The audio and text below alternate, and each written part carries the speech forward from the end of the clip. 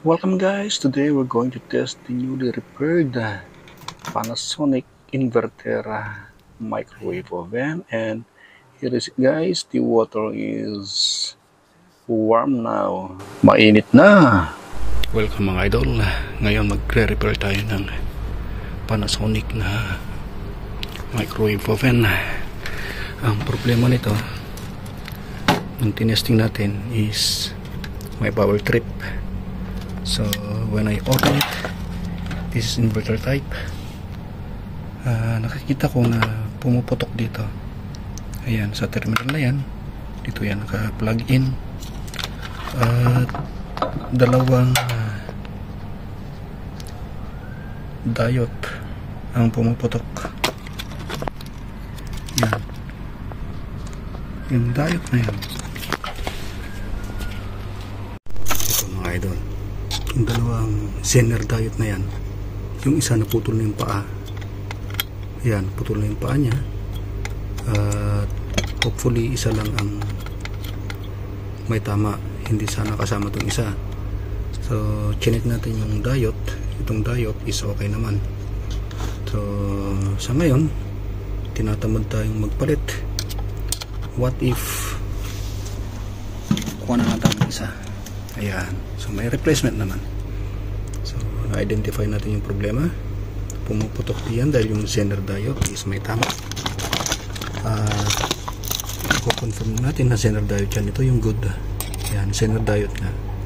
Okay, so ito isa is yung terminal nya natanggal na.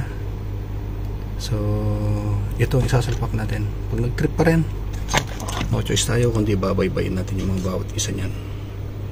Kasi mapapansin nyo nag-i-spark din dito. Yan, nandyan yung connector natin, kasama dyan nag-i-spark. So install lang natin to at testingin natin. Tingnan natin kung masosolve natin yung issue since meron tayong replacement. We'll just plug in the connectors as well as the magnetron. Balik lang natin siya. Ayan. And then we're going to test it. Testingin natin.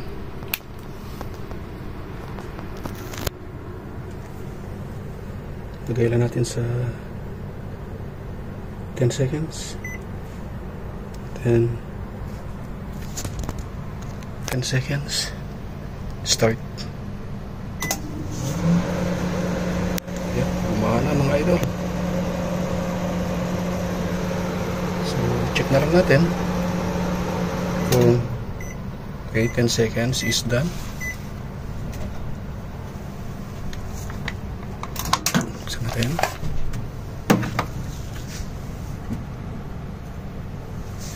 Okay, mas maganda lagyan natin ng bag 2. So ito mga idol, dagdag kaalaman lang din, bawal tayo maglagay ng magnetized na object sa loob. So kung gusto natin magpainit ng tubig, ilagay natin sa ceramic bowl. The moment na naglagay kayo ng katulad nito, namamagnet ito, pag nilagay ko ito, as soon na in-start mo ito, sasabog na, hihigupin natin magnetron, masisira. Okay, take note ha. Pwede tayo maglagay ng mga aluminum o kaya ceramic. Ayan, tulad niya ceramic. So on natin, ilagay natin sa, pindutin na lang natin 2, 3 minutes, then start. Yun, nag-start na. So wala naman naging issue mga idol. Inverter ito, inverter type.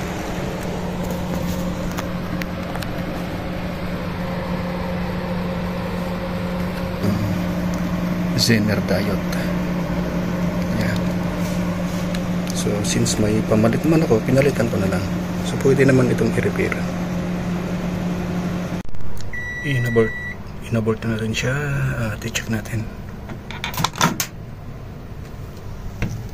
Ayan, uminit na guys. So success ang ating repair. Isa pa problema guys, hindi naikot yung motor dyan sa baba.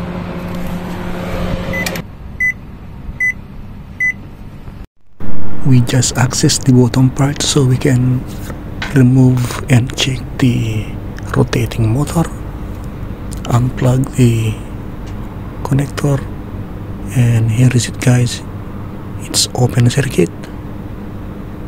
Ayan, kahit anong gawin ko, open circuit siya. So we're going to find a replacement for this. Ayan, baklasin lang natin at palitan natin siya. Just pull it up, hilain lang. Tara at kuha tayo ng replacement. Let's go guys and let's find a replacement for this. And here is another microwave oven. It's not working, so we're going to take the parts. Kunin natin yung parts at ilagay natin doon. Ayan, testingin natin. It's working. It has a continuity, so we're going to use this. Okay, just turn the new replacement so the groove will going to fit in. Ayan, tinitwist ko lang to guys para mag-fit in. Ayan, dapat parehas sila para pag pinasok nyo is mag-e-engage siya. Ayan, so yun, good. Isalpak natin. Install one connection feature dito. Tayo nakamount siya that the sender tayo is shorted. We got 3. I'm going to reverse the test quad and see, I still got a reading here. The normal is in the reverse bias there must be no reading, so same with the other one. So this is the forward bias. I got the reading of 1 there, 0.001, and for the forward bias, reverse bias, same. So both Xenon diode is busted. Ang good na Zener diode ay dapat sa forward lang tayo makakakuha ng reading. Sa reverse is wala na dapat.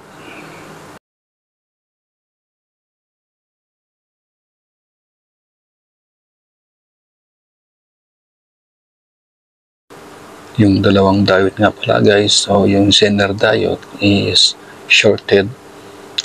Parehas na may reading kahit baliktad natin yung test rod. Yung isa kasi natanggal na yung paa niya sa pagkakaputok siguro kanina, is na-test pa naman natin siya. So both are shorted. So i-insert lang natin yung test na ginawa ko para di humaba masyado yung ating video. Stop. Ayan. Open. And here is it.